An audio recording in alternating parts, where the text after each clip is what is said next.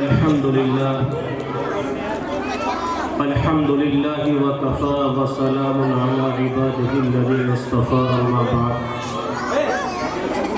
فأعوذ بالله من الشيطان الرجيم بسم الله الرحمن الرحيم والعصر إن الإنسان لفي خسر إلا الذين آمنوا وعملوا الصالحات وتواصوا بالحق وتواصوا بالصبر صدق اللہ العظیم۔ محترم بزرگوں اور دوستوں اور دینی بھائیوں اور پیارے طالب علموں، انشاءاللہ میں 5 ہی منٹ آپ حضرات کی لوں گا۔ ان 5 منٹوں کے اندر جو بھی بات اللہ رب العزت نے میرے ذہن میں ڈالی ہے اس کو میں آپ حضرات کے سامنے پیش کروں گا۔ دعا کریں کہ اللہ رب العزت مجھے صحیح کہنے کی اور ہم سب کو عمل کی نیت سے سننے کی توفیق نصیب فرمائے۔ میرے بھائی محترم بزرگ اور دوستو، اللہ تبارک و تعالیٰ نے ہم سب کو انسان بنایا اور انسان بنانے کے بعد ایمان کی دولت سے نوازا ہے۔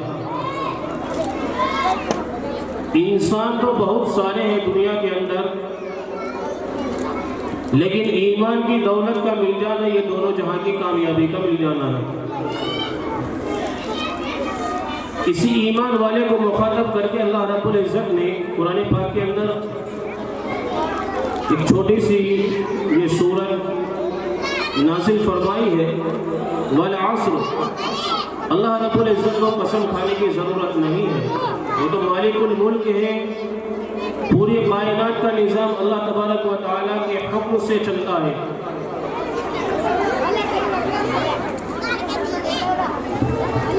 محترم حضرات، جو حضرات ہمارے مہمان ہیں، بستی والے ہیں، جو ان سے گزارش کر رہے ہیں کہ وہاں مکتب میں جہاں بچے تعلیم حاصل کرتے ہیں کھانے کا انتظام کیا گیا ہے۔ آپ حضرات جو حضرات ابھی تک کھانے سے فارغ نہیں ہوئے وہ وہاں پہنچ کر کھانے سے فارغ ہو جائے۔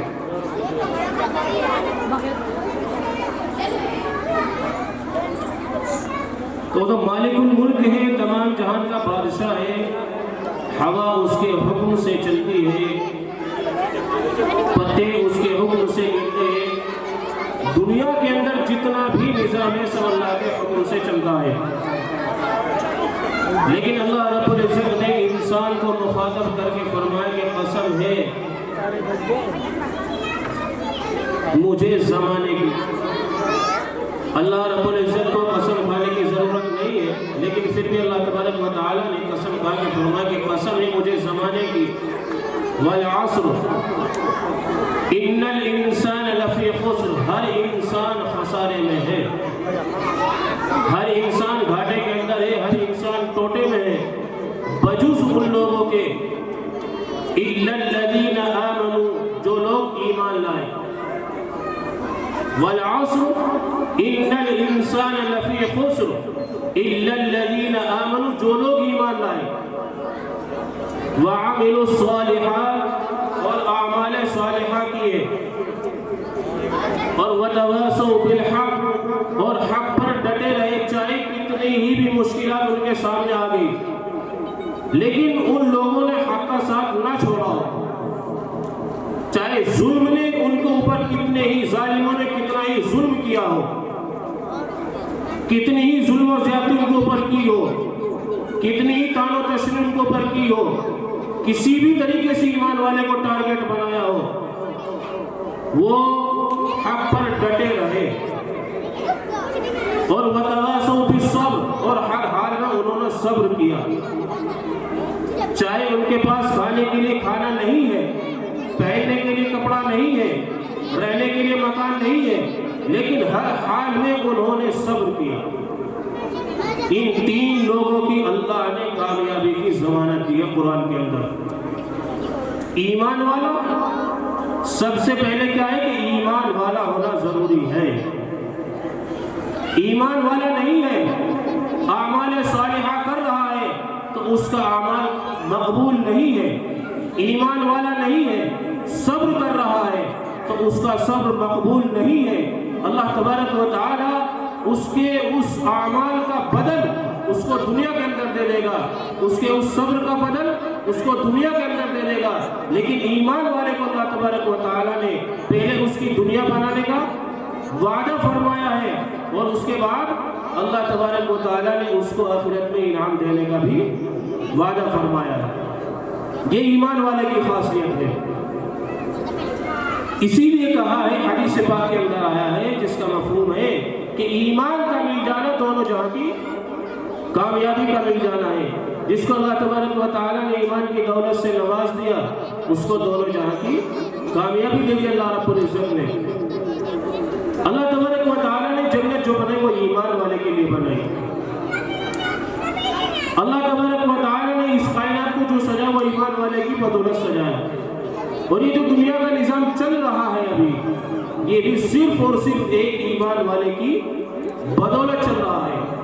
جب تک اس دنیا کے اندر ایک بھی ایمان والا رہے گا اللہ رب العزت اس کائنات کے نظام کو ایسے ہی چلاتا رہے گا۔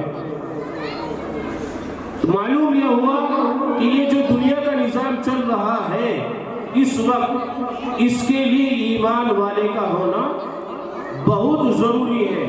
جیسے بھوکے کے لیے کھانا ضروری ہے، پیاسے کے لیے پانی ضروری ہے، ننگے کے لیے کپڑا ضروری ہے، بغیر مکان والے کے لیے مکان ضروری ہے، ایسے ہی اس دنیا کے نظام کو چلانے کے لیے بھی ایمان والے کا ہونا ضروری ہے۔ اور آج بھائی میرے محترم بزرگ اور دوستوں، ہم بخوبی جانتے ہیں کہ ہمارے ایمان کی کیفیت کیا ہے، ہمارے ایمان کا جذبہ کیا ہے، ہمارے ایمان کی قیمت کیا ہے۔ ہم ذرا سے مشغلہ کوئی پریشانی ہمارے سامنے آ جائے تو سب سے پہلے ہم ڈگمگا جاتے ہیں، اپنے ایمان کو چھوڑ دیتے ہیں۔ کسی چیز کو ہم چھوڑنے کے لیے تیار نہیں ہوتے، اپنے ایمان کو چھوڑ دیتے ہیں۔ اس لیے بھائی میرے محترم بزرگ اور دوستوں، ضرورت اس بات کی ہے کہ ہم اپنے ایمان کو دیکھیں، پرکھیں اور اپنے ایمان کو جانچیں کہ ہمارا ایمان کس سطح کا ہے۔ اس لیے اللہ تبارک و تعالیٰ سے دعا ہے کہ اللہ تبارک و تعالیٰ ہمیں اپنے ایمان کو بنانے کی اور بچانے کی اور اس کی فکر کرنے کی توفیق نصیب فرمائے۔ وآخر دعوانا الحمدللہ۔